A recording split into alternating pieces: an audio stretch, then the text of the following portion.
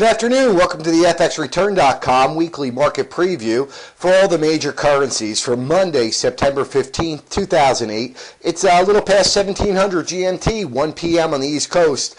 And let's take a look at the euro in the background. We see we're trading 41.90 right now. We got down to the support at the 50-day exponential moving average at 38.80, and that's our recent low. This is our weekly outlook, but right now the MACD seems to be outpacing the trigger line on a weekly basis, which would lead certainly to a push down to this moving average, but it may push to our lower supports at 33.41. When we look at the weeklies, we do see we're a little crossed over, but we're still trading well below the 20 line, so it's going to take a good burst to knock the euro back up. So right now I think we can look at our supports at 40.55, 38.80, and 33.41. On the upside, major resistance in red at 44.30 and upwards to 48.12. Right now the outlook for the euro, still in this downtrend. Let's look at the pound. It's using this previous broken trend line support as resistance right now at 80.89, currently trading 78.63. We're looking at the weeklies, and it's still building to the downside. No real momentum. Stochastics are still under the 20 line, and that's a little different, as we're going to need to come back up through the 20, and the MACD has to be positive for this thing to build any momentum, and I don't see that happening at the time. Let's look at the supports, 77.27 and 76.10, with resistance at 79.90, 80.89, and then 82.20. Well, let's look at the New Zealand dollar real quick. We see this weekly points to a much lower level in the 62.20s. We've got support coming in 64.43, resistance 66.41 in the major at 68.33. But I wanted to show you, when you take a look at this chart, you see the weekly New Zealand dollar searching for that broken 05 retouch line on the weeklies. Look at the pound. We've already achieved it, and now we're under it. And look how low the euros is. That points to like 120. So you see New Zealand, euro, and the pound. Let's look at the euro yen. That's at a much lower level, with the euro yen correlating so strongly to the Dow Jones in light of the Lehman tragedies and unforeseen things that could happen. That's about quite a bit, 2,000 or so BP away. And look at the weeklies in the euro yen building down again to take out the trigger, very similar to the euro.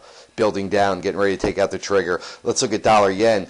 You would think the dollar would be stronger versus currencies, but it's the euro yen that's dragging the yen down. The yen just can't get enough momentum. The stochastics do not look very strong. So any major down moves in euro yen, I think, will affect the dollar yen, while dollar Canadian still has a little bit of upside. It looks to me like we've got resistance coming in at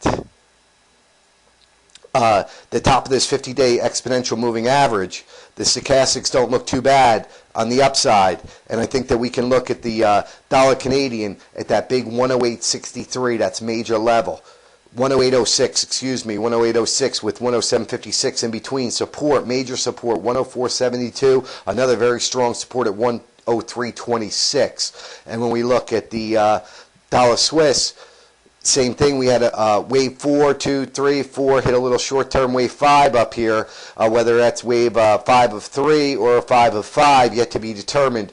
Breaks below this low would indicate that this was 5 of 5. When we look at the dollar Swiss on the weekly charts, we see that we are building topside momentum in the MACD. We are trading above the trigger. The stochastics are trading in a positive territory above 80. So generally, each time this has happened, like right here, I think we can see this 50-day exponential moving average at a level much closer to the 115 level before we see any change in direction here in the dollar Swiss. So that's the outlook. It looks fairly dollar positive in the dollar Swiss, dollar Canadian. Dollar yen could get drawn down to me with the euro yen, and you can see the Kiwi, the pound, and the euro still hovering in their ranges with all the weekly momentum to the downside. Be sure to check back with us at FXReturn.com for our intraday and midweek updates, as this is the weekly outlook. We're looking at the weekly charts, and we'll take a look at some short-term charts as the week progresses. Let's look at the news for the week. When you go to FXReturn.com, to our Trade on News weekly alert calendar. These are the high impact news events that could affect the market. And you can see here, tomorrow, the 16th, GBP CPI year over year at 8:30 GMT, or 8:30 New York news, core CPI month over month, and then a big day tomorrow at 2:15 U.S. Fed funds rate. We get a little reprieve on Wednesday, and then Thursday start off 4:30 a.m., 8:30 GMT, retail sales out of the UK, and then at 1200 GMT, 8 a.m., the Swiss Libor rate as we head into Friday with not much on our calendar for our TON, Trade on News software. So be sure to check the website, fxreturn.com. We do have a special offer right now, a $3.99 trial for either of our LP trading signals or our TON, Trade on News software. It's a great opportunity for everyone to get a feel for this for 1 week, no obligation. Your password will simply expire after 7 days. But if you've been following our analysis, maybe you'd like to take a look at some of our trading signals. If you've been following our news trading plans, perhaps you'd like to try our TON software for $3.99 for 1 week, and we take all PayPal, Google checkout, and you can sign up today. So thanks so much for following along. This has been our LP weekly market preview for September the 15th, 2008. Thanks so much, and have a great day. Bye-bye.